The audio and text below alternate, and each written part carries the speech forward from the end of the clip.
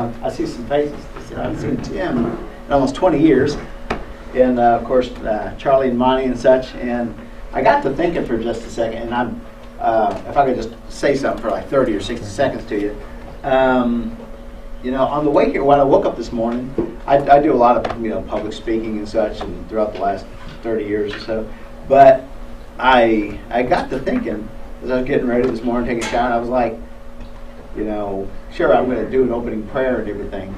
But I got to thinking, like, all of us are in either business or whether we have families, or we're always trying to sell, ourselves to the community socially and everything like that. What are taunt our skills and our talents? And then I got to thinking, what am I known for? You know what I mean? And I'm known for quite a few things, unfortunately.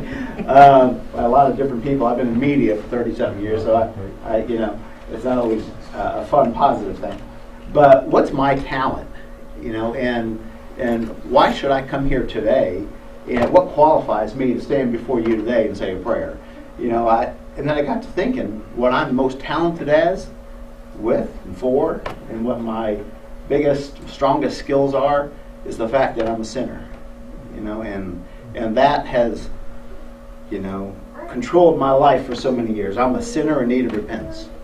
And we all are. And it's just like, I've never been in AA or anything like that, but I've heard what they say is the first step is to realize and to admit you have a problem. And that's the first thing a sinner has to do, is realize they're a sinner and admit it, and then your heart's prepared for a Savior, for Christ. And so anyway, I wanted to just say that, just to kind of throw that out, to kind of prepare our hearts for our prayer this morning. Okay? Amen. Let's go to the Lord in prayer. Father, what an honor to come here today and represent you to these people, and to have them go out into the world and represent you as ambassadors for Christ. And we thank you for all the blessings that you've given to us in our lives. And we have health, we have family, we have hungers, desires, and thirsts. And we thank you for your Holy Spirit that you've placed within us, that draws us closer to you, that you would draw nearer to us, and that our desires would be your desires, and your desires our desires. And we come to you so closely, and we want to draw so close to you that eventually, the closer we come to you and you come to us, we become one. We fuse together. And we just pray that you would watch over all of us and these men and women as they do the business of the community. But not just that. We just pray that you would be with us within our hearts and place your faith and love and joy and peace and hope within all of us, and your strength and boldness, confidence and courage to go out and to be this lamp on the hill, this light on the hill that's not hidden under a bowl or under a bed. We pray for your strength within us so that we would go out and proclaim you to others who don't know you. And we just thank you for this, and we just pray that you would guide us and direct us. We thank you for your sacrifice on the cross, for the forgiveness of our sins. And we accept this and believe in this and believe in you. And we thank not only you, but your Father, our Father in heaven, who also sacrificed as he sent you, his one and only Son, to die for the forgiveness of our sins, that we didn't deserve it. He sent you to die for someone who didn't deserve it. And we just thank you for this sacrifice as well. We pray that you would fill us with your fruits and gifts of the Holy Spirit, your faith, love, joy, peace, kindness, goodness, long-suffering, temperance, meekness, self-control, and all of your gifts of the Spirit as well, your wisdom, knowledge, and understanding as we move forward in life. And we just pray that you would place your love within us, that we would share your love and ladle your love out to the world, because we can't produce your love. It's a gift from the Holy Spirit itself. We pray all these things in the name of Jesus Christ. Amen. Amen. Thank you, Chris. Thank you. Salute to the flag. I pledge allegiance to the flag of the United States of America and to the republic for which it stands, one nation under God, indivisible, with liberty and justice for all. Chris, you kind of scared me. I'd invited you here as a pastor. And you told us you were a sinner. You just scared me to death. Yeah. So I'm glad you cleared that up. Yeah. He actually pastors the First Christian Church in Crescent. And so, anyway, thank you. Great. Goodbye. Item number 4, any citizen desiring to be heard? None. None. Item 5, consideration possible action on the minutes of January 12th and 17th. I'll move we approve the minutes. Well, I think there needs to be 2 changes. I didn't see it. In the first one, the one for the 12th, I believe that we had put down that I had indicated that the election would be on the 4th, and it's actually on the 5th of March.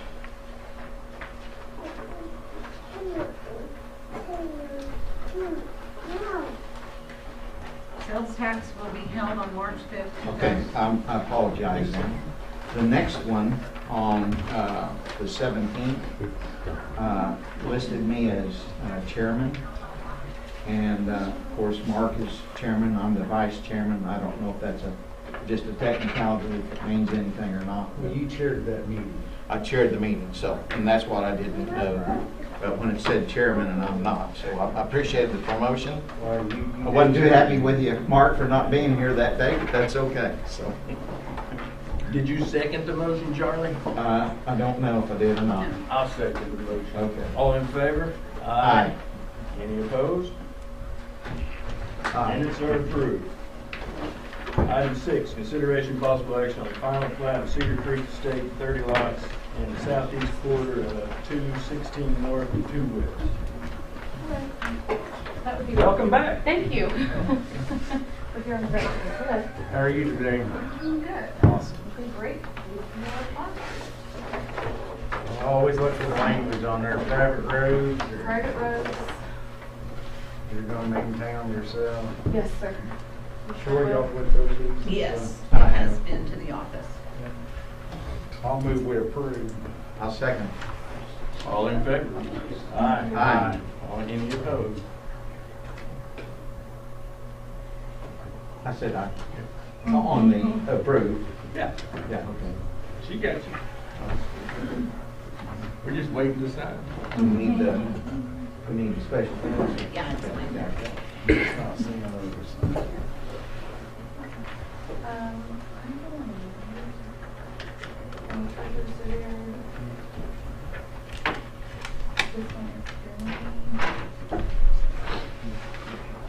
I don't see a signature line for the book.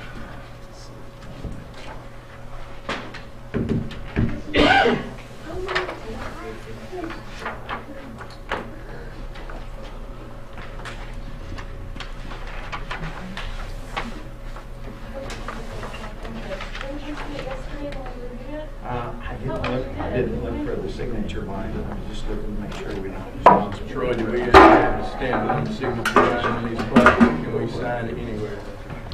If you'll try to just keep it straight, 1, 2, 3, anywhere.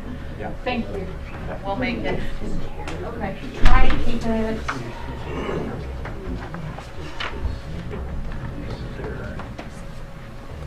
So that the verbiage won't go there.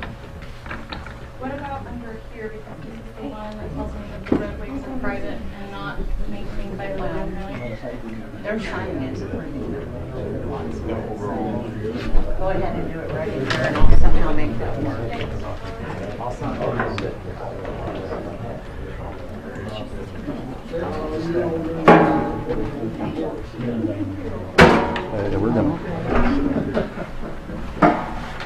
There's been a couple of chairs open up.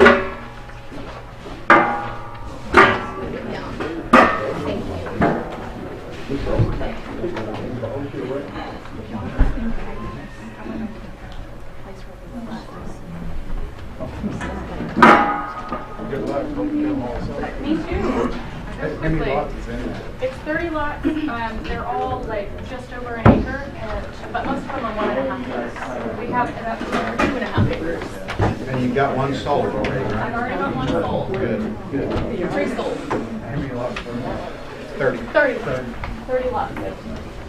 Small community, super great location. Where they located? We are on Highway 33, just a mile east of I-35 on the north side. So they're immediately to the east of Beck's. Okay. Yes. And so here you go. Yes, thank you. For those of you that have maps here, on what I labeled as TIP District Number 2, out to the left in ink, not the black but the blue, is this square mile that's in. One more. Sorry. Okay. Y'all are ready to talk about things. Shandy, we were going to try to take a few minutes to wrangle up some more chairs. Okay. Bye-bye, y'all. Thank you. Appreciate it. Good luck. Thank you. Chris, that's where those in the blue Yes. is where the square mile is that development will be in, but the two the mile Douglas and Cooksey there that are in the black. Yes. Because of because of this development, I'm going to try to pave 2 more miles of road there where that is, and so that'll be four additions feeding into that one TIP district there. Did I hear 30 lots? That one goes along with 3 other additions. So Do you need a copy of our subdivision? no. But Mr. Yoder, who just stood up there, he has an addition that's getting ready to start. It'll have 91 homes in it, 16 condos, I believe. Isn't that right? Correct? I think you're good on chair. Okay. Tim, do you need a chair? No, I'd rather stand. You can run away faster. All right, well, then we won't go into recess to wrangle up more chairs. We'll move right on to item 7, discussion with Jess Saban, the Center of Economic Development Law regarding tax increment finance districts. There is no action on this, so we're just a learning mode today. So the floor is yours, sir. I'm Jeff Saban with the Center for Economic Development Law in Oklahoma City. We're a small private law firm that helps public sector clients with a variety of economic development and community development issues, and tax increment financing is one of those. I'm hoping that this presentation is kind of informal, so you guys can ask questions, interrupt me if you guys have questions or things aren't clear. I would like to do this sitting down so I can go through my laptops as we go through and show you guys some other things that aren't necessarily part of the PowerPoint presentation, if that's all right with the Commissioner.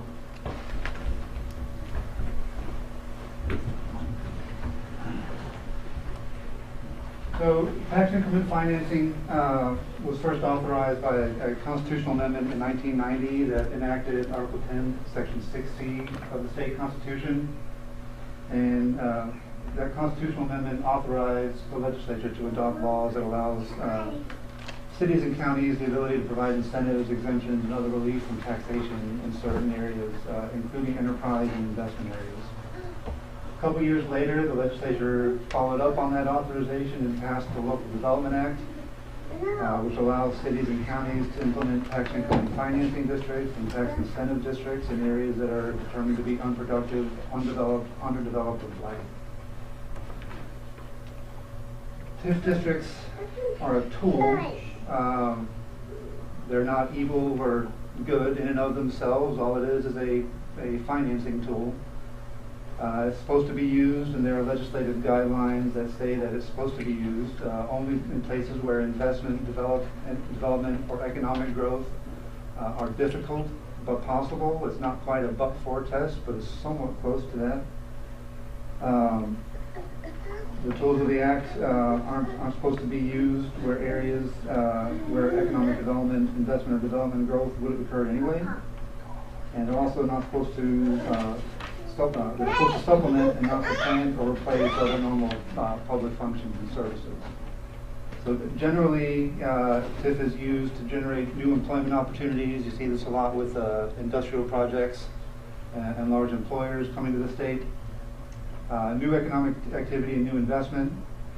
It's specifically supposed to attract investment to areas of need throughout the county or other areas, and that's typically handled through the 3 specified areas that the Local Development Act calls as being eligible for the use of TIF, and those are historic preservation areas, enterprise areas. Enterprise areas are just state-designated enterprise zones.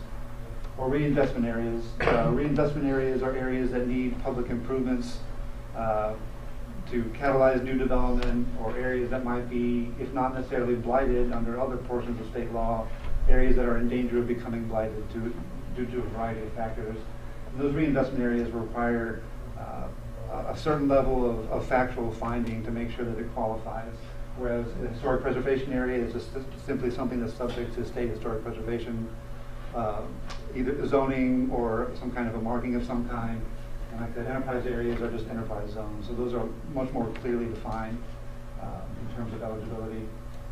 And TIF is also used a lot of times to generate new residential or commercial investment that enhances quality of life, economic opportunity, or educational opportunities. So what exactly is a TIF? It allows cities, towns, or counties to direct the apportionment of the increment of certain local taxes or fees to finance public project costs to stimulate development in the TIF district. And the increment is the portion of ad valorem taxes that are produced by the increased valuation of property within that TIF district after the TIF district is created.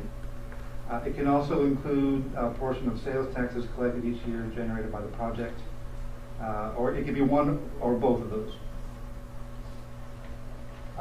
TIFs don't impose new taxes, they just apportion taxes on increased valuation and increased revenue. So if you're getting it today, you'll still get what you got today tomorrow if there was a TIF in place. Yeah, and the next illustration will kind of illustrate how it works. So when a TIF district is formally created, whether by the county commission or if it's the city council, within 90 days of that TIF district's creation, the county assessor will go and they'll determine what's called the base assessed value for that district. The base assessed value is the assessed value of the area within that TIF district on the date the TIF district is created. And then on a basis going forward, whatever the levy is, levy changes each year based on changes in your sinking funds. Revenues apply that are generated by whatever that levy is times that base assessed value over the life of the TIF district continue to flow to the taxing jurisdictions just according to those levies. But any increased valuation over the life of the TIF district, so the taxes on any increased valuation or new sales taxes generated, that becomes the increment revenue that's apportioned into a separate fund and is authorized to pay project costs laid out in the project plan that creates the TIF district. At the end of the TIF district, TIF districts are authorized for periods of up to 25 fiscal years under the Local Development Act, but the entities adopting TIF districts can test them for lower than that if they want. At the end of the TIF district, all that new valuation goes back on the regular tax rolls, and the revenues will flow to the taxing bodies just pursuant to regular processes. Again, TIF can be used as an enterprise area, state designated or federal enterprise zones, historic preservation area, so something listed on the either listed or nominated by the State Historic Preservation Office or the National Register of Historic Places, and subject to specific land use controls to help maintain the historic nature of that property. Or reinvestment areas, areas requiring public improvements to reverse economic stagnation and decline, and serve as a catalyst for retaining, expanding employment, or to attract major investments in the area. The process for setting up a TIF district is it's kind of a lengthy process, and there's a lot of opportunity for public input and involvement. It starts generally with creating a project plan, and this is mostly done through internal staff before the public sees it. And the project plan, if I can skip ahead real quick, includes basically it's the constitution that governs the TIF district.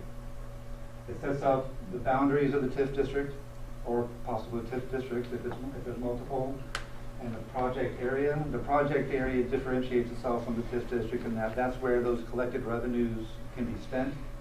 So you're looking at two different kinds of geography. There's the TIF district itself, which is where the taxes on increased values are collected and apportioned to pay project costs. And then there's the project area, which sometimes is contiguous with the TIF district and sometimes expands a little bit beyond the TIF district. But the project area is supposed to cover all the areas where those revenues can be spent. A general description of what public improvements, what the private investment and what the public revenues are going to be based on reasonable assumptions based on what's projected to happen. A specific list of project costs that the increment district, the increment funds will pay for. A description of how those project costs will be paid, if it's going to be financed or if it's going to be paid as you go, things of that nature, and the general time frame for when those costs will be incurred. Maps showing what the existing uses and conditions of the property within the project area and increment district are, and what the proposed improvements are going to be and where they're going to be located. If there's proposed changes in zoning or land use controls, those will need to be outlined in the project plan. Or if there's any master plan or county resolutions or ordinances affected, if there's going to be changes to those will need to be dictated in the project plan. The Department of Commerce requires one specific person to be designated as the person responsible for implementation. It basically gives them a point person if issues come up either with Commerce or the Tax Commission. And then any authorizations for any other public entities that will be expending funds. So if there's a county public trust of some kind that will be doing some of the public improvements works, there's an economic development trust that might be providing a private financial incentive to a project, those entities will be given authorizations in the project plan. The list of project costs is important for a particular reason. So there's the life of the TIF district. So it's up to 25 years or whatever the county or city designates as the life. But those project costs are important because if the TIF district generates enough revenue to pay those project costs before the life expires, the TIF district ends. So it's the statutory life of the TIF district is the term of years designated when it's adopted, or however long is necessary to pay the specified project costs listed in the project plan. And there is an annual report filed each year once the TIF district is enacted that kind of keeps track of where the project is. So it'll dictate, what it'll describe, not dictate, what the increased revenues are. It'll reiterate what the base assessed value is. And that's important because sometimes that might fluctuate if there's a countywide reassessment or if the assessment ratios change for personal or real property. And it'll show how much revenue has been expended on which project cost and how much budget is left. So it kind of gives you a running total about how the project is doing and where you're at. So going back to the process, so you create a draft of a project plan, and this kind of happens concurrently at the same time that the county commission in this case would adopt a resolution that formally declares an intent to consider a project plan, and they have not done so yet. And that same resolution would establish a statutory review committee. And that review committee is made up of, there'll be a representative from the county commission that'll serve as chairperson, representative of each of the affected taxing jurisdictions. So, school district that's affected, career tech, any EMS or fire district that levies taxes in the area. And it's not just necessarily entities that levy taxes on their own. If they have a tax levied for them, like the health department, they would have a representation as well. And then the review committee, the taxing jurisdiction members of the review committee, at their first meeting, they actually select 3 members of the public at large to also serve on the review committee. And those at-large committee members are provided from a list of 7 potential candidates by the chairperson. And then so the review committee, they'll meet, they'll review the draft of the project plan, and they're tasked with making specific authorizations and specific findings and a recommendation. And then if there's a planning commission, which there's not for unincorporated portions of the county, but there would be if it was in a city, the planning commission would also review the project plan and provide a recommendation and make sure that the project plan is in line with whatever comprehensive plan the community may have created.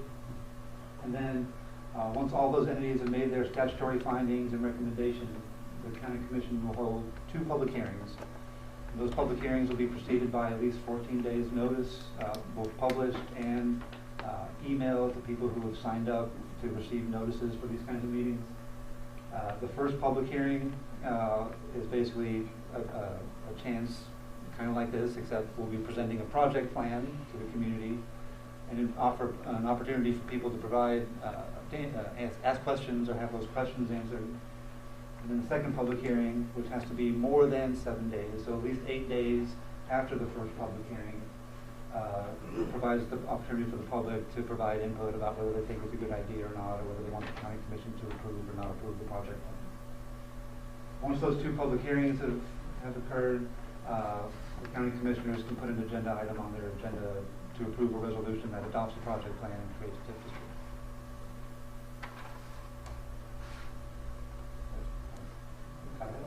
And everything you just told us is in these right here. Yes, and I can provide a copy of this presentation to the county commissioners to provide legal constituents after the meeting. If my memory is correct, on a school district, if they perceive any loss, they can recoup that from the state. Well, it's complicated. When the base assessed value is set, the school districts do have the opportunity to challenge the base assessed value if they think it was set too low. If there's a Done by the assessor, right? Yes. Yes. So yeah, we would provide notice of base assessed value. Once the county assessor determines it, we notify the taxing jurisdictions about what the base assessed value is. And then the taxing jurisdictions can say, you know, we think this is too low, we think we deserve more revenue, and they can basically challenge the base assessed value, and that gives the county assessor another, I forget if it's 30 or 60 days to go back and reassess and work with the taxing jurisdictions to come up with a base assessed value that everybody's comfortable with. There is a capability, in addition to having project costs, you can do a revenue sharing. You can set up a specific revenue source for taxing jurisdictions from increment revenue, and that's where at least local school districts, not necessarily career tech, can benefit. So, you know, if for a regular school district who's still on the state funding formula, they get ad valorem tax revenues, but their state funding is partially offset by the amount of those ad valorem tax revenues that they get.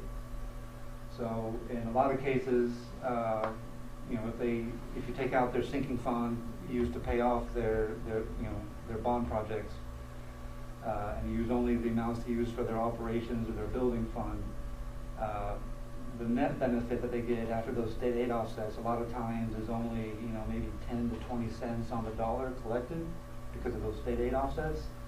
So if you share revenue with the school district in particular, it wouldn't take a whole lot of money sharing, maybe 10 to 20%, to get them the same net level of revenue from those increased taxes as we would have gotten if the same development had happened without a TIF district.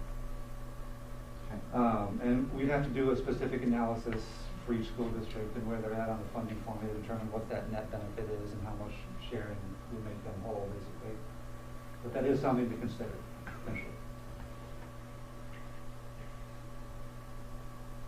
So the review committee, the findings and recommendations that they're required to provide, they make a finding about the conditions of eligibility. So they'll make a determination about whether it's a reinvestment area, historic preservation area, or an enterprise area. They'll make a finding about whether the project plan or the TIF district will have any kind of financial impact and what those impacts are on any of the taxing jurisdictions or the general business activities within that TIF district. And their findings will include as an attachment, and they'll personally review the analysis used to project the revenues over the life of the project plan, and they'll make specific findings for each taxing entity about whether it's a positive or a negative impact and whether it's appropriate to approve the project plan. And then their recommendation is general. They can recommend that it be approved as it was submitted. They can recommend changes. Or they can recommend that it not be approved. If they recommend that it's not approved, and it's not really applicable here because supermajority is 2/3, but if you're in a city environment, if there's a negative review committee recommendation, you have to get a supermajority vote on the city council to approve it. When the county commissioner goes to see the project plan, they can make changes to the area or change to the project plan. If there are substantial changes recommended before they make a motion, those substantial changes have to go back to the review committee for additional findings and recommendations. There's no planning commission, but if there were a planning commission, they'd review the project plan and provide a recommendation. Again, the public hearings, the first public hearing purpose is strictly to kind of go over the project plan. That'll include, you know, the same kind of financial impacts and what the review committee's findings were, and to answer any questions. Second public hearing is to provide interested persons opportunity to express their views before any action is taken. And then the county commissioners will have a resolution adopting the project plan, or obviously wouldn't have to approve it if they don't want to, on its agenda at a meeting after this public hearing is held. The commissioners obviously will be provided with all the minutes from the hearings, the review committee, planning commission, any entity that sees or hears it. And we can use those to evaluate the proposal. This is an example project based on project number 1 on the map. If you guys got a map when you walked in. So, and this was information provided by Commissioner Meadows. So it's, you know, actual projections if we start working on something. And let me just say, these are approximates. Yeah, these are very, very rough. Yeah. We'll do more comprehensive and detailed projections if and when we decide, when the commission decides to move forward with the project. So if you assume that there's a 350 home project being developed, and based on the information that I had, or I was kind of able to estimate, you know, some of those homes, it seems like may have been started or completed already, so I assumed about 307 of those are still in the works or haven't been started yet. Those average prices will be larger than that. Right, and Yeah. in all of my estimates for revenue purposes, I always Go low. go low Okay. and use conservative assumptions, because it's always better to underestimate how much revenue is going to be available than overestimate, because you don't want to overcommit yourself. Amen. So, and with an average price around $375,000 per home, completion by 2030, and since I didn't really have a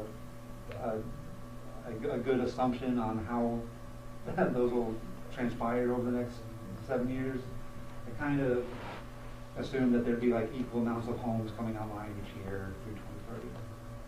And so you can kind of see in Guthrie Public Schools, which I think some of this might be a little outside Guthrie Public Schools, but just for ease of determining what the levy is. Actually, most of it, at least half of it will be Edmond Public Schools, Okay. and part of it will be Guthrie. Okay. So, Well, my geography was off, Okay. so but we can fix that. So Yeah. assume this is a hypothetical project. Then. So using the levies that are in place for Guthrie Public Schools, there's always a lag on receipt of ad valorem revenues, right? A project comes online, gets its CO and is bought. It really doesn't go on the tax rolls until the following January 1st. You don't pay taxes on that new value until December and March. December of that year and March the following year, and then the county assessor doesn't usually give the county or city the TIF revenues on that value until, you know, maybe May or June. So there's potentially up to a 2-year gap between when a project is completed and you start receiving revenue. The ad valorem tax year listed here is the revenue when those projects' value come online. So this isn't necessarily the year that you receive those revenues. These are the revenues that would be applicable to that given tax year. So ad valorem tax year and TIF year 1, you'd probably get those revenues in 2026. Just to illustrate to make sure everybody's clear on that. So with, you know, with new incremental assessed value, and that's new market value times an 11% real property assessment ratio for, I think it's maybe 50 some odd houses each year. So it's an additional $2.1 million in incremental valuation, assessed valuation, not market value. And so that would be in year one about $185,000 in increment revenue. And so I kind of went out for 5 years. I know the county is looking to minimize the length of the TIF district, but I wanted to give a good illustration about how long it takes and how much revenue would actually be generated over time, especially if the county is looking to do more of the pay-as-you-go for whatever project costs they want to incur. And so you look and see it very, very slowly builds over time. So if you wanted to do a 5-year TIF district, you're really only looking at maybe a little under $3 million total. And that obviously, you'd have to account for inflation. I did have a modest 2% per year valuation growth assumption in my projections. It might be up as high as 3%, which I think is the statutory maximum for homestead property. Anyway, you kind of look and see, I did year by year up to year 6, which is 2030 when the project was completed, and then every 5 years after that. So depending on the cost and then accounting for what the cost for the roads or other public infrastructure improvements the county would want to make using TIF revenue for this particular project, we would just have to do a reasonable estimate about how long it would take the TIF district to generate the needed revenue for those projects. If it went out 21 years, it'd be $25 million, and that doesn't include any potential revenue sharing scheme or things like that that would reduce those revenues, or local school district. Yeah, or potential revenue sharing with the other taxing jurisdictions, or if there are other project costs other than roads or public infrastructure that need to be, the revenue needs to be used for, or to reimburse some of the ongoing administrative costs the county incurs, things of that nature. So we have to account for all that when we create the project plan. So you're going to take 3 mills from the EMS for 25 years. Technically, I think the EMS is treated like EMS is ad valorem. Fire districts are special assessments. Correct. So it would get the EMS millage rate. It would not get the fire district. It could get the fire district if you so chose, but the fire district would have to sign off on that because it's not an ad valorem tax. So sales or other taxes, it's a weird situation. Sales taxes, you need the approval of the entity levying the tax. You don't for ad valorem taxes. Now, I actually talked with the city manager yesterday about that, city manager with Guthrie here, because it will have some effect on their EMS there. But, I'll just say this. I have no intention to ever go past 7 years on the TIF district myself, so it would not have that effect for the length of time we're talking about there. So you estimated you get $3 million in 5 years. Yes. 6 years, once everything comes online, you're looking at the $4.1 million number. And again, these are using the incorrect levies. These are using Luther levies. So it's either going to be Edmund or Guthrie levies. So $4 million ain't going to go very far on, what did you say, 14 miles? Well, this district here is about 7, and this one here is about 7. 2 different districts here. And so each one of them would have its own generating power there. So I can. But there's no guarantee the developer doesn't stop building houses for whatever Right. reason. That is correct. That's correct. And that's why, personally, some of it I want to do through bonded indebtedness, some of it I want to do for pay-as-you-go. If the money doesn't come in pay-as-you-go, then we don't do it. Monty, if I can, just so it's kind of clear, your question on the 3 mills for the EMS, we'll use that as that base valuation. They will receive their 3 mills on that base for every year. It's what 3 mills would have generated above that base that goes to the EMS. They don't lose anything. Right, they just still don't get what they're together. getting today. Right. And if you But do, you're also getting a lot more house calls because we're building. All those houses are calling for ambulances. and if you do a revenue sharing scheme, something similar to what, frankly, Edmond has a TIF district, the city of Edmond does, and there's a revenue sharing scheme that has 10% going to the school district. 10% going for what? 10% of the revenues for the downtown Edmond TIF go to Edmond Public Schools. Okay. But in other projects, we've done, 20% or 25% as a revenue sharing stream to all of the affected taxing jurisdictions, and it's just distributed to those entities proportionally to their levy, their percentage of the overall tax rate, so that the school district can get, they'll have 50 to 55% of the overall levy, because that's what percentage of the tax rate they have. Career Tech will have 10 to 15%. EMS, if they only have 3 mills, it'll probably be relatively small, but it's still probably 5% of the revenues. The county, for your general fund purposes, still get potentially 15 to 20% of the revenues. Things of that nature. So we can. I mean, as we set up projections based on the actual project, using the actual levies and whatnot, we can figure out something that makes sense for the taxing jurisdictions, your county, and tries to maximize the amount of revenue you can generate within 7 years. But with the understanding that, it's not going to be a heck of a lot of money, depending on what your actual costs are you're going to need to incur are. So this is my Excel spreadsheet for that, so we get a little bit of a better idea. And this again, there'll be a lot more breakdown on projections when we go to a final analysis and whatnot. That'll be presented to the committee. But you kind of get an idea. 7 years will get you about, again, if this were going to be a Luther school district, about $5.3 million. And that does not account for inflation or time value of money and things like that. And like I say, none of this is in Luther. Right. And there won't be a single home built in District 1 that's $350,000. Maybe $450,000 will be the least expensive one built.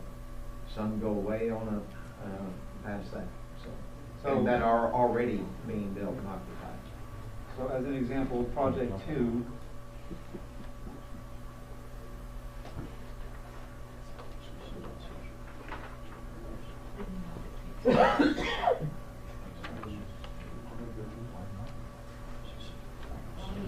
Project 2 is in Guthrie. Not in the city limits. Well, right, it's in Guthrie Schools. Sorry, Guthrie School District. Right, completely. So this one should have the right levy applied to it. We assume that eventually there'll be 225 homes. Which we add 30 more as of what we just approved today. Right. Okay. Well, I guess this is based on the information provided a couple weeks ago. And by the way, I didn't know about this one until Monday. Okay, so there we go. So kind of a similar kind of analysis, right? If they had a home price of $325,000, which again is the lowest end of the range that I was provided, just for being conservative sake. 11% real property assessment ratio, 2% value increase assumption. So year one, you get $123,000 in increment revenue. At the end of year 7, you're looking at about 3.6. And then for Project 3, which I think is in Cashin, primarily in Cashin, I think it's for school districts as well. And that's another thing to consider. If you have a TIF district boundary that includes more than one school district, each of those school districts gets a representative on the review committee, including if the school districts have different career tax. Each career tax gets a representative as well.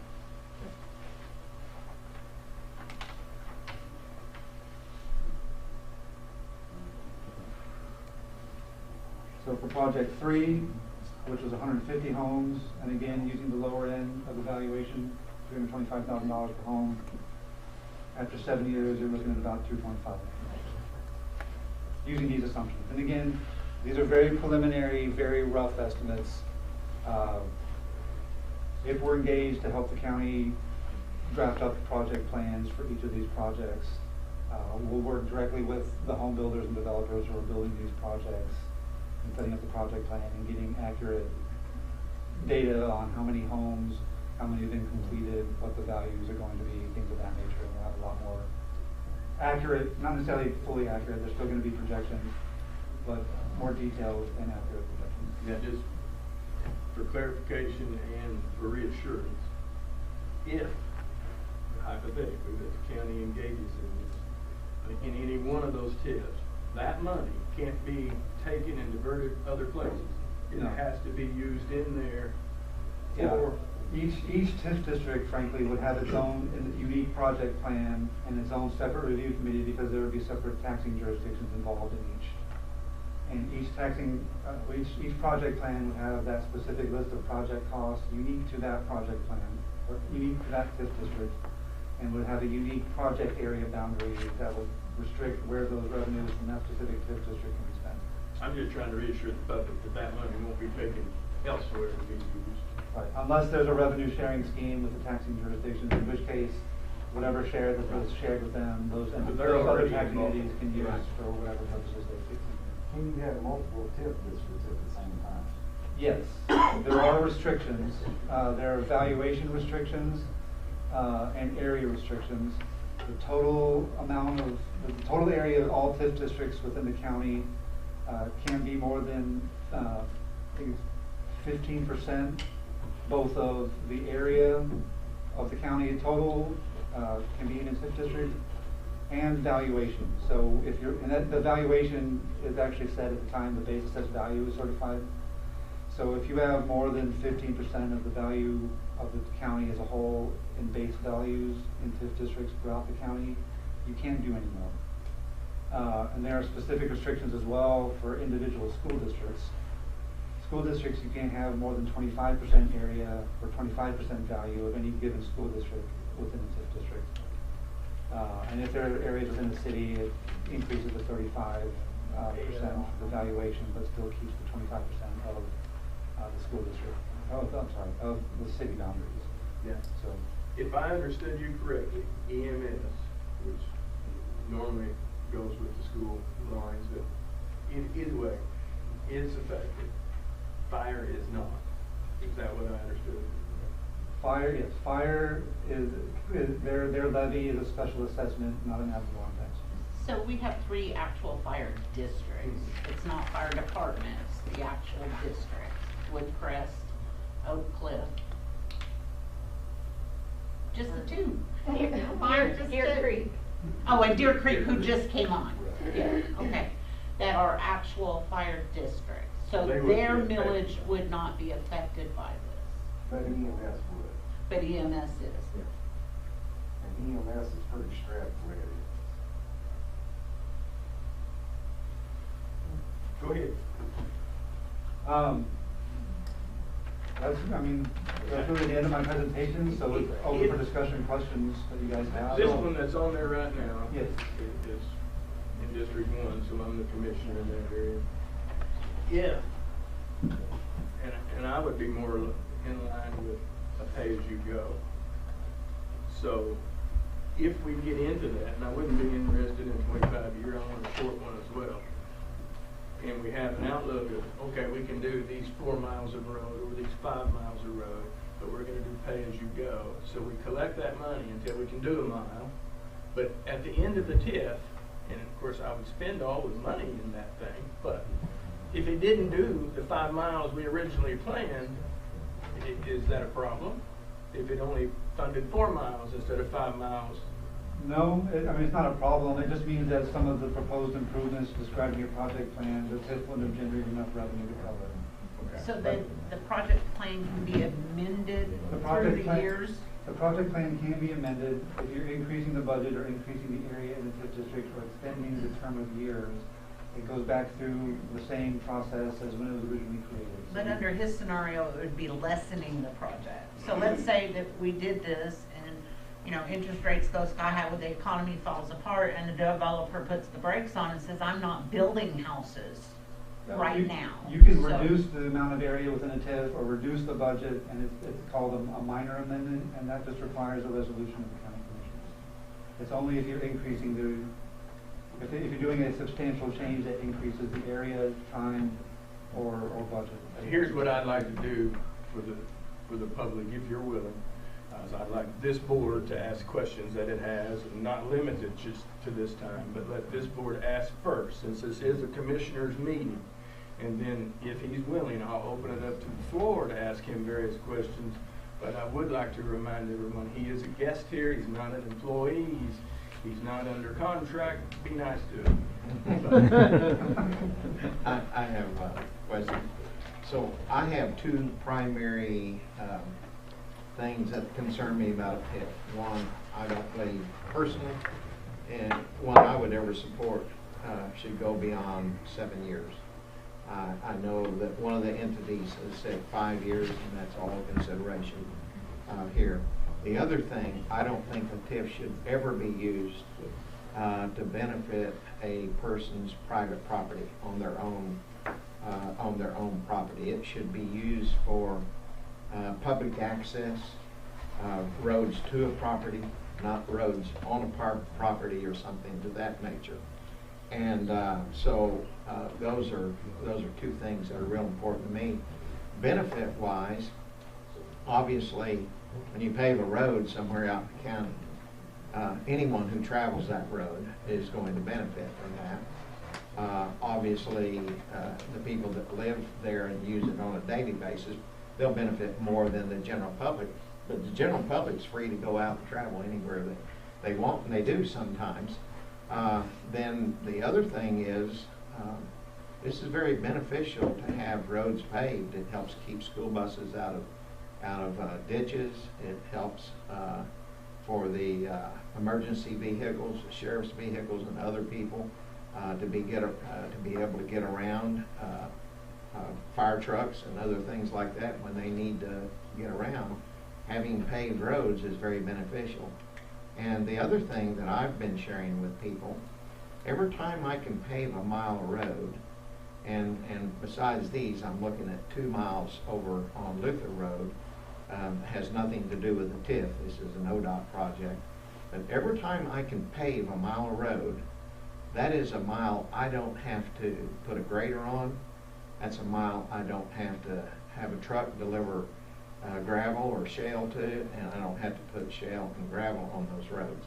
So that leaves me a lot more resources for the rest of the roads to improve the other roads.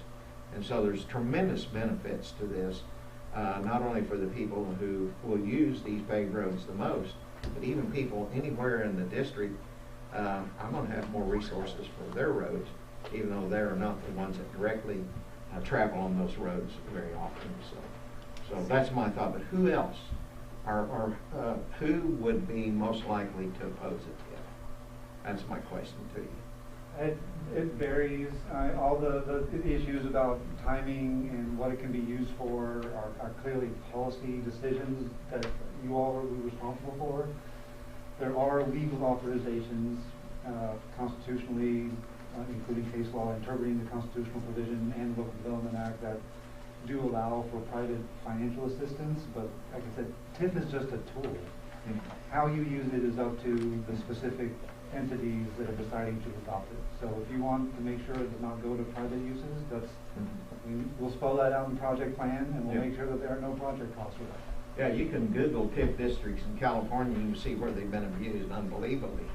And it's important to, each state has different TIF legislation. Yeah. California had very little oversight over theirs. Yeah. Oklahoma mirrors a lot more Wisconsin and Iowa's, which has a lot more public involvement in the adoption, has the annual reporting requirement, and has a lot more restrictions on the use of TIF revenues than we see in California. Which California, it got so bad they eventually abolished it. Yeah, yeah. I mean, when it's paying salaries and retirement funds and things like that, that's not benefiting the general public for their use of those things. So the review committee, what authority do they have if there's 2 out of the 4 that don't think they ought to have a fifth district? At the end of the day, it don't matter because the Board of County Commissioners want to vote on it. Is that right? That's correct. So really, the review committee is kind of a waste of time if the Well, board don't follow their wishes. It's always the goal of my firm to make sure that we get a positive review committee recommendation, and that whatever whatever entities we're working with to establish a TIF, work with those taxing jurisdictions to make sure they're on board before moving forward, regardless of what the statute allows for. The county commissioners or a city to approve a TIF absent their positive recommendation. We try to shoot for unanimous approval. Sometimes we don't get it, but we try to get a majority to recommend approval. So today we had estimated costs on what the taxes are going to bring in. Do you have an estimated cost what the roads are going to cost? I have not given that to him yet. And these are things we can work out if and when we're engaged and we start working on projects. We'll make sure that we have the project costs laid out in a detailed manner and working on what the assumptions are that were behind those costs. And at the same time that we're making sure that there's going to be enough revenue to pay for all of our portion. If we were to engage with your firm, you would walk the board and the county clerk and the county assessor through what each one of us are expected to do? Yes, we would help draft the initial resolution. We would draft the project plan with your input and with your review and everything else to make sure everybody is comfortable with it. We'd be present at the review committee meetings and help prepare the agendas for those. We'd be present to provide the overview of the project plan at the public hearings and answer any questions. We'd help draft your approval resolution. We'd help with implementation memorandum and procedural memoranda to get it to the county assessor and treasurer to help make sure it gets implemented correctly. And then if you wanted us to, we can also help you guys put together the annual report every year. I want to follow up with a question that Monty asked there. If the review committee voted unanimously not to have a TIF district, it wouldn't even come to us then, would it?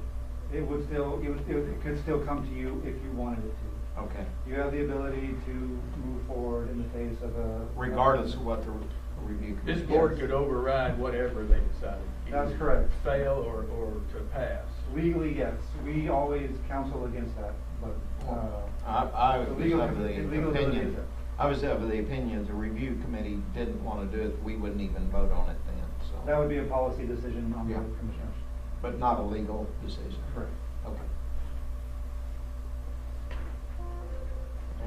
Charlie? I can just tell you my opinion. I don't think a TIF is a good thing for roads. I mean, if we was bringing in jobs and other stuff like that, I could almost see it.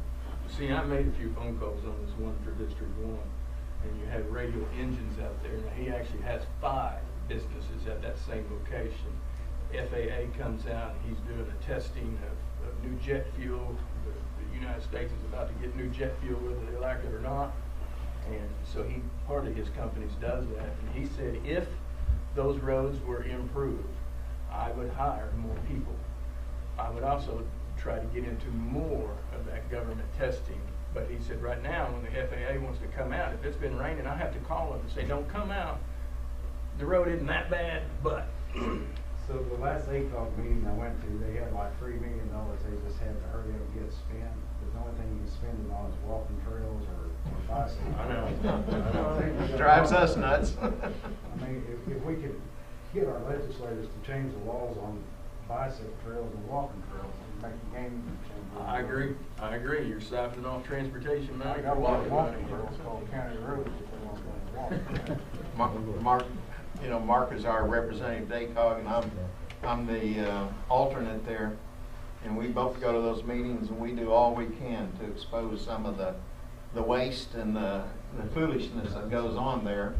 And I think we're slowly building some allies, but time will tell. 2 meetings ago, I said I have 1,260 miles of walking trail that I need double. There you go. And so.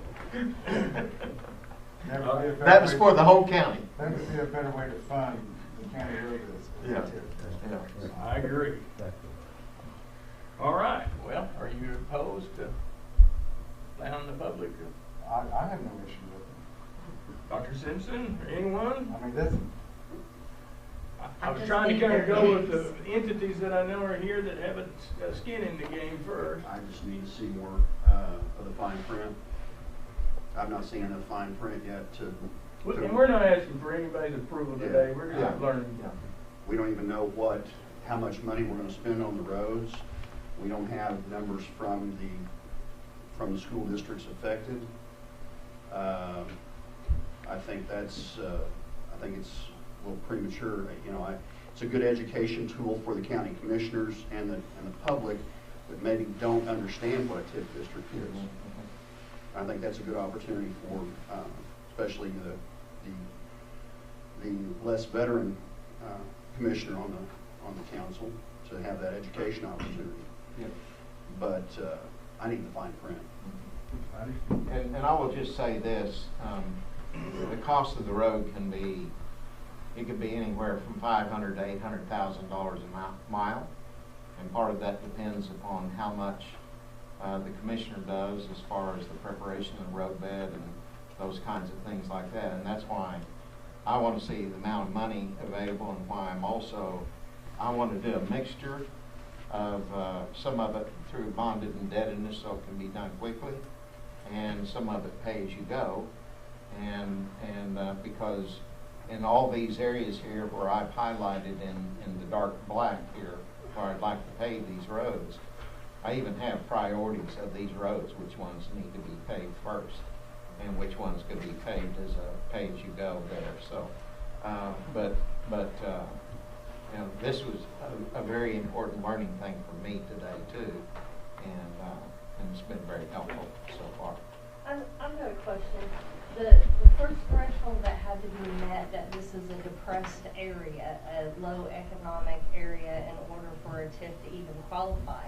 Does this area qualify? If you've got all these homeowners all these contractors that are going to build houses, is this really a depressed area? Would it qualify?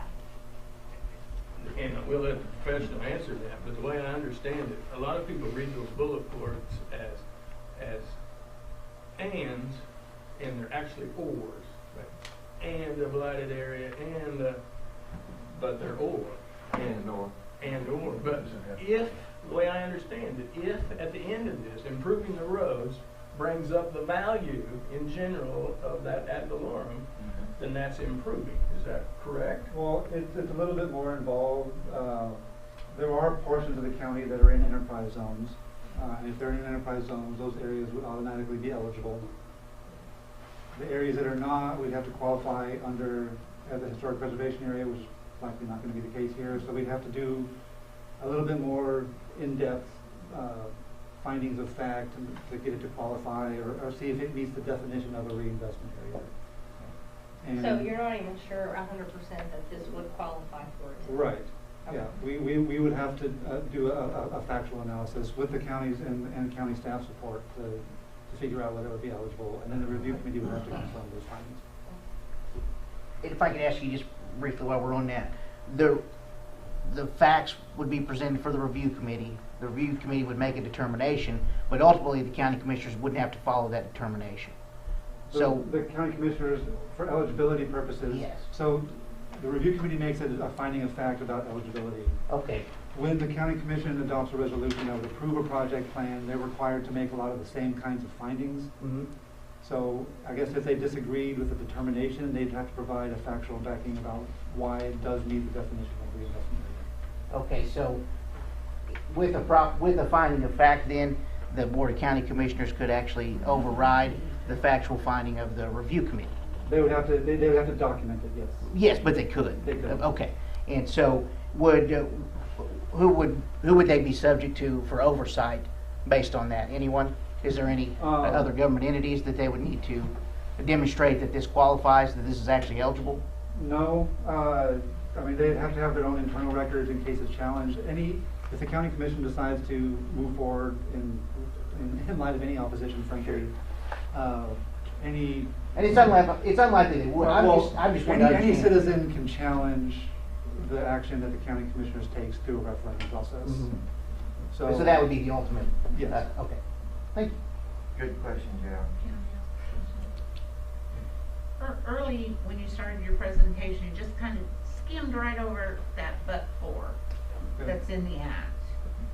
And so my question is, if we look at the but for, and the way I understood it from the previous TIF stuff we did, that's to say this I would do this but for the condition of the roads.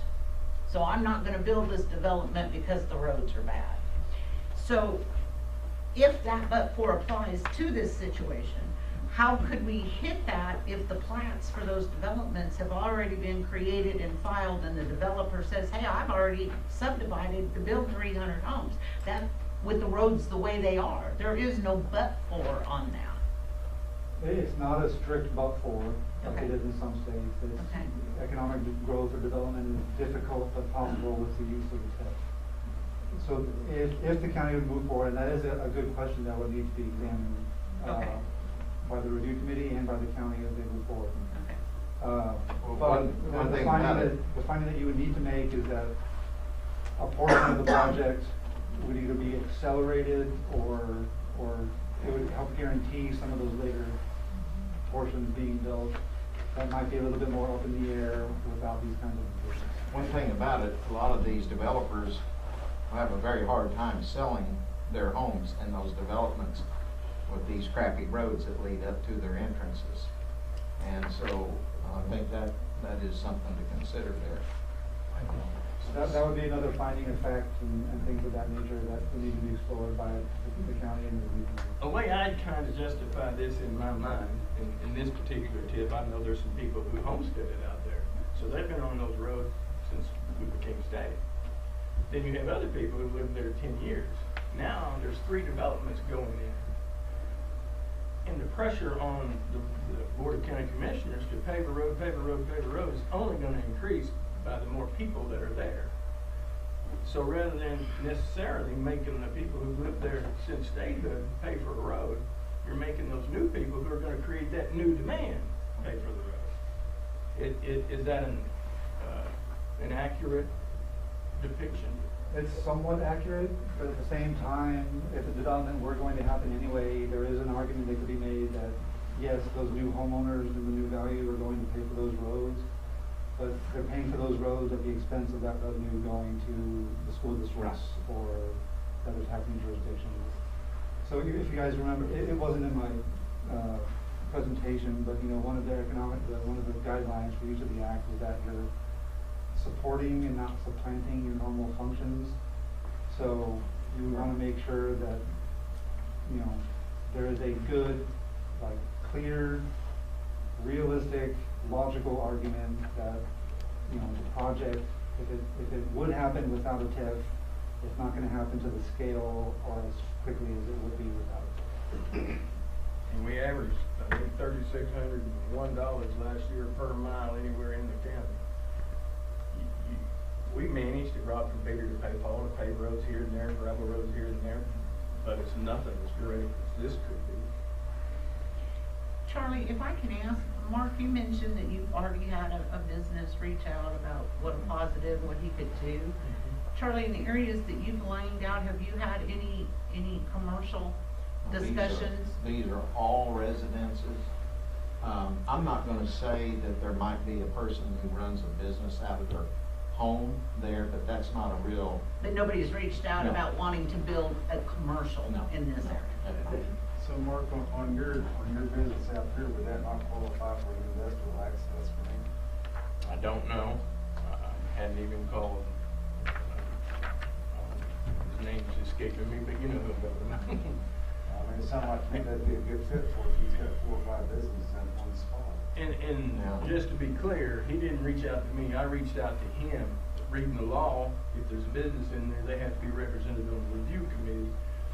And I was asking if he would be willing to serve on the review committee. And then he inquired about what would paving that road mean to his business.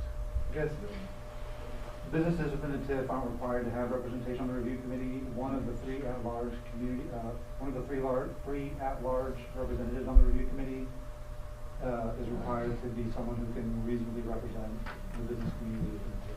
And just to be clear, my question wasn't about existing, it was about the future build. Have there been conversations for these areas that commercial developers have said, hey, I've put in a gas station, but the roads are really keeping me from this commercial enterprise? That was really more my question. Now, I have reached out to the superintendent of the school district, mainly affected here, or the only one that I actually knew about, and he would not be opposed, but at the same time, he wants to know and see more So if we was to hire a law firm to do this, how do they charge? Is it a percentage of the project or? how does it work? We typically just charge hourly rates. If a TIF district is approved, you can reimburse yourself for that cost when increment revenue starts to get collected. That's an authorized project cost in the Local Development Act. But So the assessor sending out people to reassess that property can be recaptured. right. Any of your internal administrative costs, the cost to hire my firm to help you guys through this process, those can all be costs that can be recouped through TIF. Through the TIF itself. Yeah, it would be, basically, you'd be reimbursing yourself on the back end. So, but it doesn't take any of our limited resources to do that. So, okay. Yes, sir.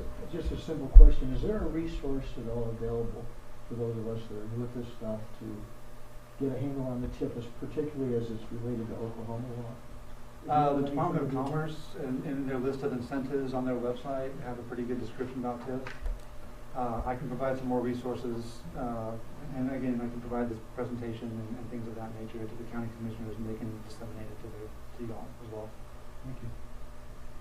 How many TIF districts have fund roads that you've dealt with before? Funded roads? Funded roads, like road projects that we're discussing today. County roads. County roads. County roads? At least 2. They weren't set up strictly to fund county roads. County roads were incidental costs. So there are access roads to an industrial park, a railroad, the Avard Regional Rail Park in Alva, or just outside Alva, in Woods County, and then the main road into the Shangri-La Resort in Delaware County, right off Grand Lake. And it's not just roads, other infrastructure as well, like sewer systems and things like water lines. But not like 7 miles or 14 miles. I don't know about 7 or 14 miles, but there've been at least 3 or 4 miles of repaved or new road. But that was attached to a bigger That was attached to a larger project. project. Chris, according to Randy Robinson with ACO, a TIF district has never been used anywhere in the state of Oklahoma for county road improvement. Okay. Exclusively. Exclusively. Anyone else? Kathy, have any more? You have any more? They're quiet. Rhonda? All right. Where do we need to go from here? Jeff, thank you. Yeah, we Appreciate it very, very much, sir. I'll leave as many of my cards as I can spare. You guys can grab before we're out the meeting. No, I would like him to email me his PowerPoint so I can put it with my minutes. I will do that as soon as I get back to my office. Okay, thank you. And I can email you guys my spreadsheets and everything else that I have to do. Okay, please do. You have my email address. Yes, I'll just leave it up here. Okay, thank you. Thank you very much, Jeff. Of course. And I'll hold off on preparing an engagement letter until you guys tell me you want. Yeah. Okay. Well, we do thank you for coming. Of course. My pleasure. We appreciate the public being nice to you. Oh, I didn't see them up there. I'm sorry. Very good. Yeah, why don't we recess for a few minutes and let him tear down his gear in 5 minutes, and we'll be back in 5 minutes. We are recruiting.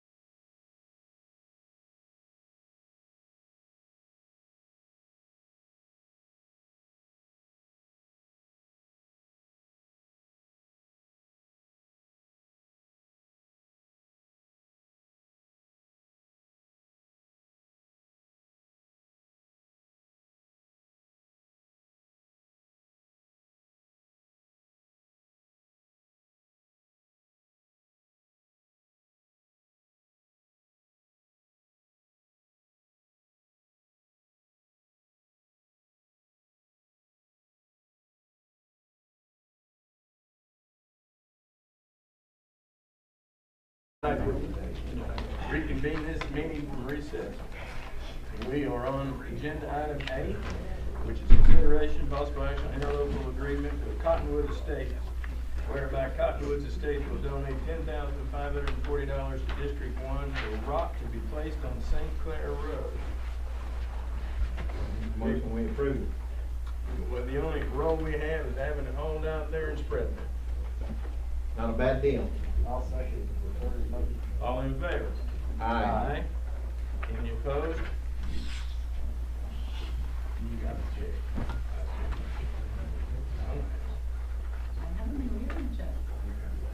I told her to sign it.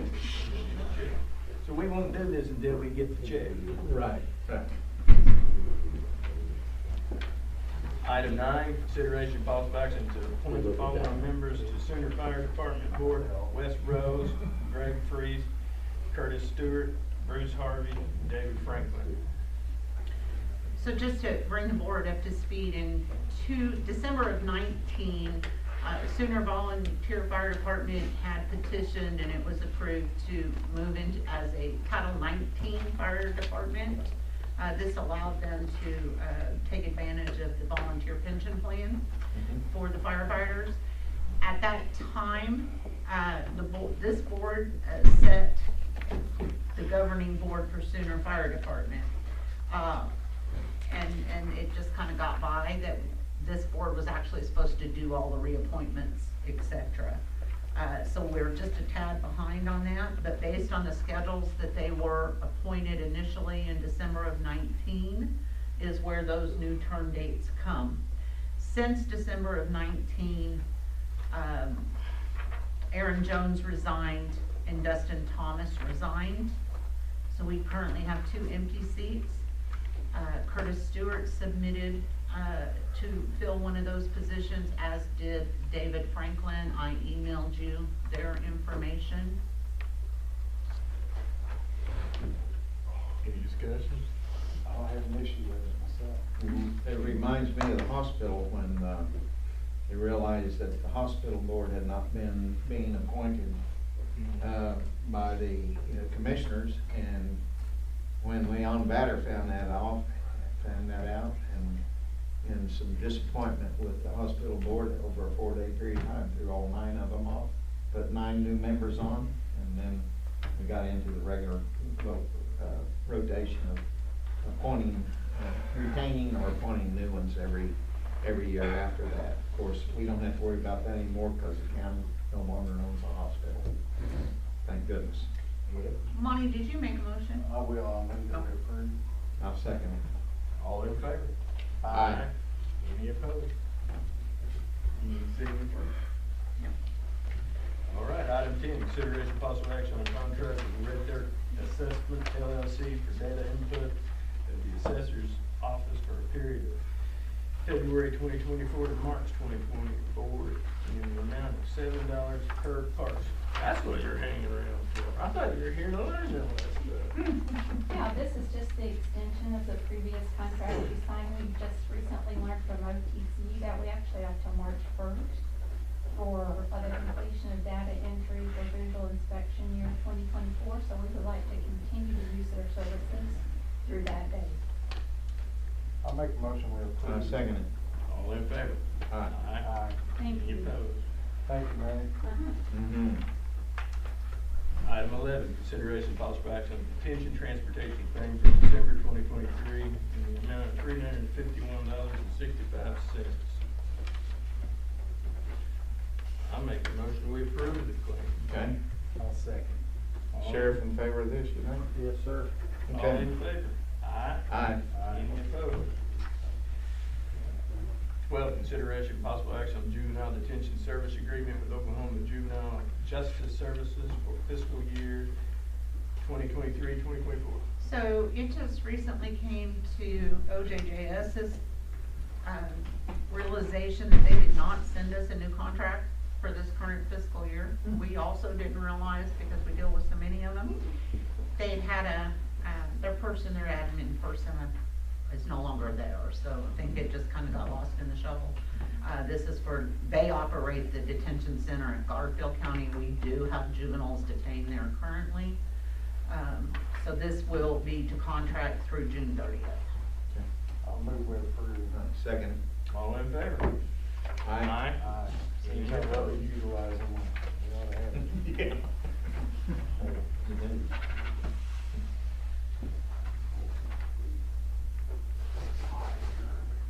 Item 13, consideration possible action on resolution transferring donation funds for reimbursement to District 3. This is mine, I'm just trying to clean up that account. Back in the past, I mean, we'd get donations with people that M&O, that we learned shouldn't do it that way, so this is just cleaning that up. And cleaning the stock, and that Right. second item is for the same Yeah, thing for yeah. District 2. I'm moving with Resolution and the actual transfer. I move we approve. I'll second. Vote aye. I'm gonna do both of them at the same time here. Well, one is saying we're gonna do it and one's doing it. Okay.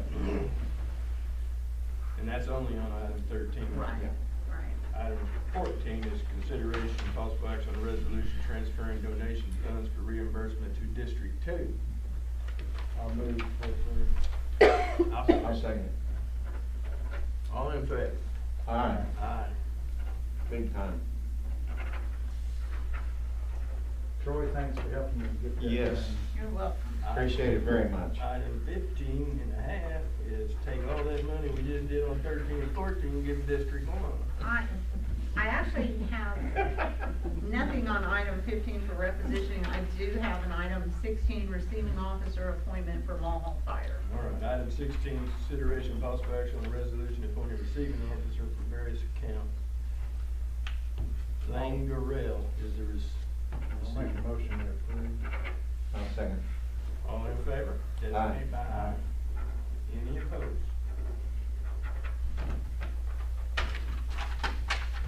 Item 17, consideration and possible action on permanent road crossing for the following, which is listed on the agenda.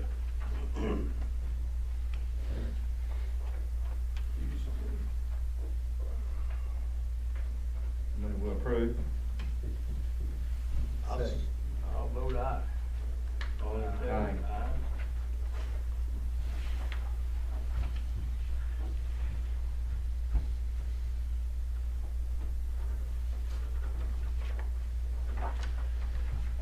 Item 18, consideration and possible action on the consent agenda. The items will be listed below. If you see one we don't like, we'll kick it out. Payroll for January 24.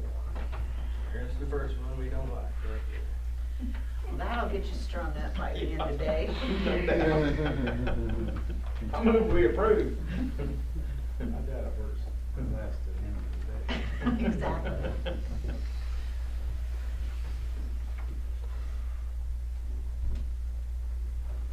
Anna, do you have this much fun at your commission meetings?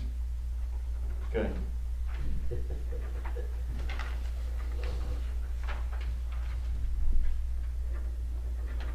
We don't do this when the press is not here.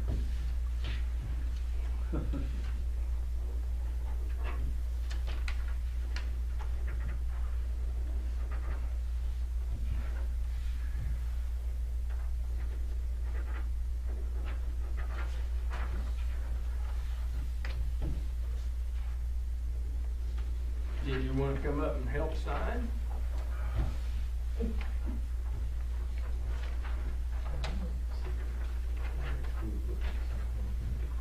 For those of you who don't know, this is Rhonda Markham. Are you District 3? In Payne County that's here today.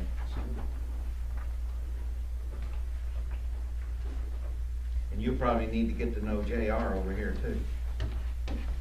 He's taking Jeremiah's place. Yes.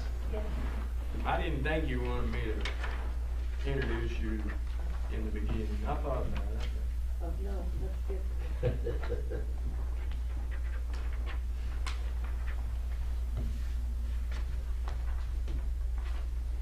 It's good to be incognito, isn't it?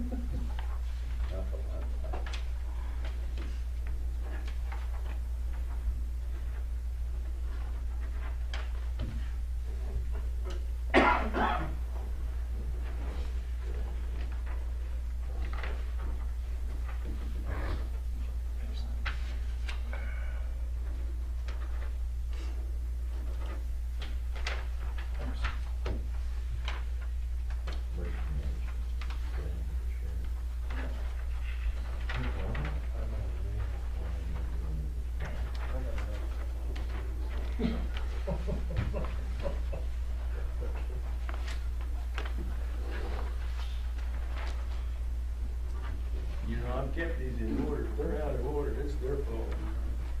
Yeah, that's That's old Charlie boy. He can mess things up like nobody's business. I said there. I didn't say here. I'm just admitting it. He's just tired of getting a ruler out. Yeah. My knuckles are feeling a little pain right now. Got the church going? Keep an eye. Yeah. You're gonna have to be moved up to a yardstick.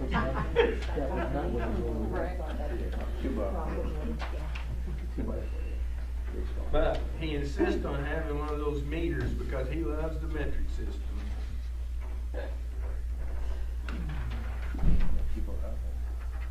Not me. I have new transfers, there's blankets.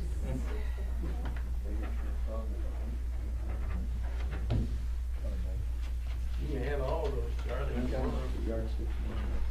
I never figured out, you guys, you never want me to be chairman because you realize how slow everything would Let's go. go like chairman only. Yeah. I kind of lock and load. Let's hit this. We got meetings to go to, don't we? Maybe. I figured I'd miss some.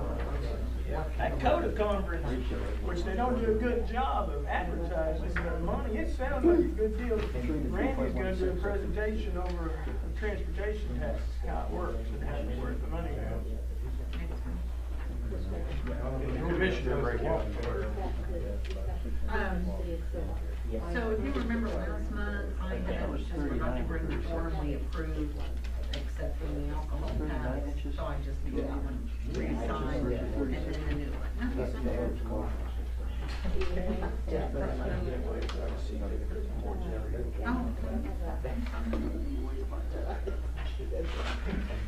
You know, Chris, we go over this alcohol beverage. Right. We had that marijuana place going in down, it sounds like, going in down at Waterloo and Kelly, which I wish, I would rather it not. Yep. But I can't do anything Nope. about it officially. When they did these marijuana farms, if you want to put a liquor store in an unincorporated part of the county, you cannot do it. Okay. But you can do marijuana places. Which- Can you do a, yeah, you can even do a, what do you call the dispensary there in an unincorporated place, but you can't do a liquor store. Can you grow the grapes? Well, there's Great. Somebody needs to get with that able commercial down there. Well, it just seems that they would be kind of created similar or the same. Right. That's the last, We can create a- conclude the consent agenda. Okay. Back on I'll make a task, motion. gentlemen. I'll second the motion. Okay. All in favor of approval of the consent agenda? Aye. Aye. No opposition. Item 19 is consideration possible action on claims for the payment of January 2024. I figured you guys would have a lot more questions for that TIF guy. You covered them. No, in your audience. Did a good job, didn't Got a bunch of smart commissioners up there. you? Was that plural? That's an oxymoron, isn't it?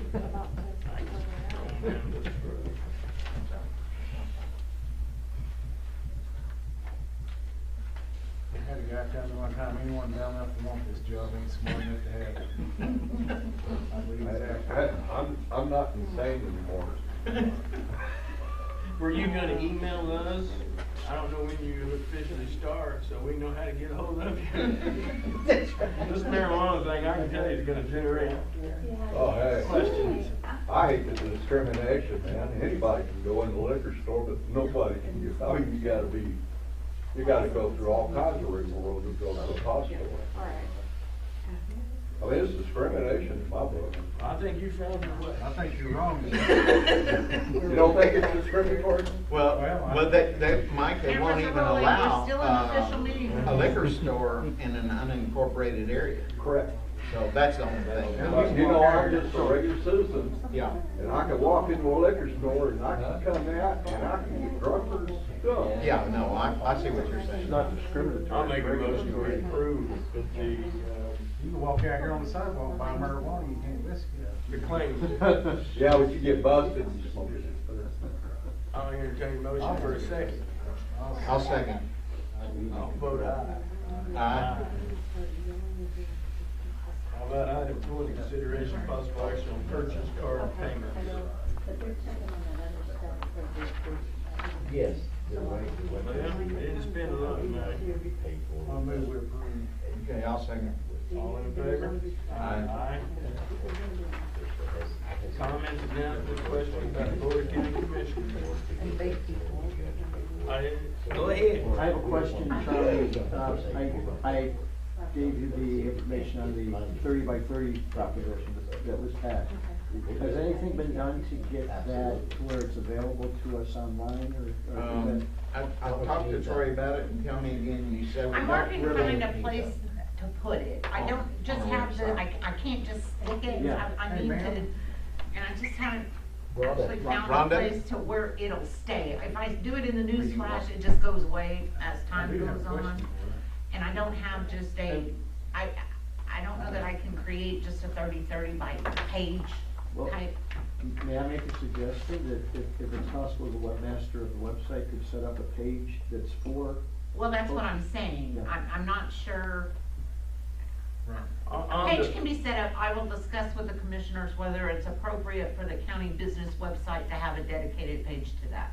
Information is one thing, dedicated page is another. Yeah. Now, we're getting a new assistant district attorney, or we have. Okay. But, and I don't think the opinion will change. But the previous ADA had called me on the phone on the resolution that we passed.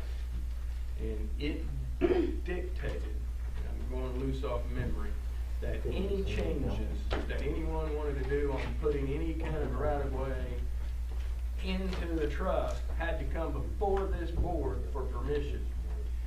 He found fault with that because the law doesn't give us the authority to demand they do that. They don't need our permission to put whatever they want in trust. And so that part of it, he said, is null and void. Now, the rest of it, you want to make a political stance, go ahead. I don't have a problem. But the teeth behind that, you don't have. So does that make sense? He thought there was one provision there that was unconstitutional. Okay. So we haven't revisited to look at it to maybe determine if that's correct and to remove that one provision or not. Well, it's null and void, so it goes away anyway. Yeah. If it's in there, so. We can't enforce it, Right. so it ends. Sheriff, would you like to add anything? I was in a sidebar conversation with the non-constituent. I apologize. Well, it's all right, I just didn't. Why are you wasting your time? At least We're it's a on public that round meeting. table, any other county officers. I'm good, thank you. I'm not sure what the topic was. I was, Do you want to talk? no, sir. Would you like to say anything? Troy? I thought he was asking. Lonnie? Oh, wait, not at this second, no. Wants me to go first? Go ahead, Charlie. Then I might have something, might spark something. So I have a constituent, Troy, that asked me about something that you said the county will provide title protection. Information. So, I think probably everyone has seen the commercial for home title lock, and you Yes. can pay them $10 to monitor your title. Our software provider that I use is Kelpro. They are at no cost, and I put out the instructions. You can go and sign up to receive an email or a text, I think it's text, I know for sure email, that will notify you if we record a document that has your name or your legal description. Now, the thing to understand, and it's true with the paid services, this only works after it's recorded, right? So it's the software that is clicking, we've dinged up, somebody filed a deed, oh, this is my deed. You get an email that said this deed has been recorded. At that point, you can say, well, yeah, I sold my house, so I filed the deed, or I bought a house, so I filed the deed. If it was something that appeared to be, wrong, then you know quickly that something was wrongfully filed and you can seek legal counsel to rectify it. Okay. I put a news flash out on the website for those that are subscribed to receive that. I also added the instructions under the county clerk tab on the website. So that is what that is. Okay. It's really the same thing that you see being advertised as home title lots. The only difference, I think, would be, some of those, I think there's several of them that do that now, but some of them provide some legal remedy to. Well, that's what you're paying for, right? Right. This is a notification system, Yeah. free of charge, there's no charge. You can sign up any county that is using Kelpro software, which I believe is 68. Their main page of okcountyrecords.com has a map you can click, so you can sign up if you have multiple properties, various. I will say even those non-Kelpro counties, I know Oklahoma County has their own type of system, so I think that it may be available. I just happen to be contracted with Kelpro, but it is free. It isn't, there's no additional service on it. Right, which is the others offer for $10 a month or $15, whatever it is. So. Right. Okay, thank you, that's good to know. What was the name of that company? You would find it at okcountyrecords.com, which is the site operated by my software provider, Kelpro. That is where you will find our land record software. Can you spell that? OKCOUNTY. No. Kelpro. KELLPRO. They're just the software provider. I thought you said Telpro. Oh, no. But you go to OK County Records, you'll see a map of the state. You can click on Logan County. I'm going to tell you how to do it really quickly here. You click on Logan County. In the search bar, put your name. And do an active search so it'll pull it up. When you do that, over on the left-hand side, there's a little blue word that says monitor. You would click that monitor button. You have to register for the service at that point, and then it will tie that together. The only thing that I will always caution everyone, this does not prevent the recording, because we can only know after we've inputted the information so it does not prevent a recording. And also keep in mind that we may have many James Smiths, so your search, you may need to refine your search parameter. And if I remember, or I think somebody told me Kelpro is they're out of Duncan somewhere? Kelpro is an Oklahoma-grown Homeschool software. family, isn't it? It is they are based in Duncan. A large family. Yeah. Oh, yeah, their Christmas cards, man, get bigger every year. And I'll tell you, Charlie, just as an FYI, because you may not know this part, many years ago, the father worked in county government and realized that there wasn't a proprietary software designed for what we need to do in the county clerk's office. And he had two sons that are software gurus, and he put them on the task of writing the code, and hence Kelpro was born. Yeah. And they do fantastic, what I hear. Yeah. I do have two things. Sorry, a guy called me about North Canyon Road. I told him I'd pass it to you. So Okay. I'd like something done on North Canyon Road. But my other question, have we... When are you going to get it done, Mike? I got it. I just got it done. Oh, I just got it done, Charlie. Have we done anything on selling the property? Have we got anyone to evaluate? I haven't got that yet, in all honesty. For those of you who don't know, we're running a little shorthanded in my office. I have someone out on medical leave, and so we're crunching. I'll try to get to it next week. It's not crazy, is it? If you need me to, I can come over and fill in. I've seen your work. She's not going to hire you part-time. I guarantee she wouldn't hire me. I had a motion for the next one. All right, anyone need to say anything? And I'll second Monty's motion to adjourn. I'll vote aye on it. Thank you all for coming. Good.